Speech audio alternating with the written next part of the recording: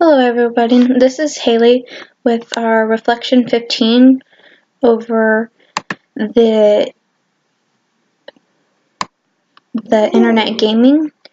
What are your thoughts to the gamification of education? Do you feel games can be used to teach students contents, or are they simply a way to entertain?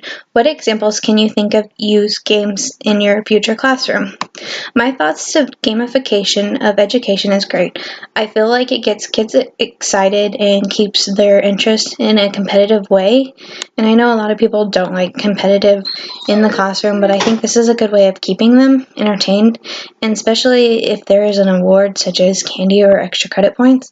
I remember like in elementary school or even middle school, we would just write numbers for Jeopardy up on the board and you could erase them and we would just pull out random facts about it, which is always fun to try and get those extra credit points, especially if you are falling behind. Do you feel games can be used to teach students contents, or are they simply a way of entertaining?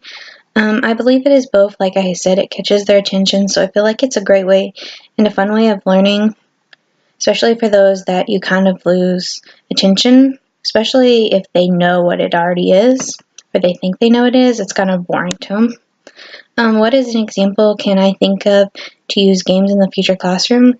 Jeopardy, I think, is a fun game. You could set up bingo games or even a tic-tac-toe with questions for them to answer. Our second question is, what template did you use and what kind of interactive game did you develop? Was the template user-friendly and what problems did you experience? So for the first question, I made my own template in PowerPoint by using hyperlinks to refer back to my homepage, which was the Jeopardy board game, which was on my slide 2. I did not have any problems. It was a little hard at first trying to get my hyperlinks to go back to the second slide where my chart was, but figuring out pretty easily. I went on YouTube and watched some videos and also referred back to our video on our webpage. Also, at first, it was kind of time consuming, but I went through and made all my slides and what number and categories they referred back to, and then went back and added my questions, which I found was a whole lot easier. The other templates kind of confused me, so I like the way I made my own. Also, if I could not find a template later on, I think it was good practice.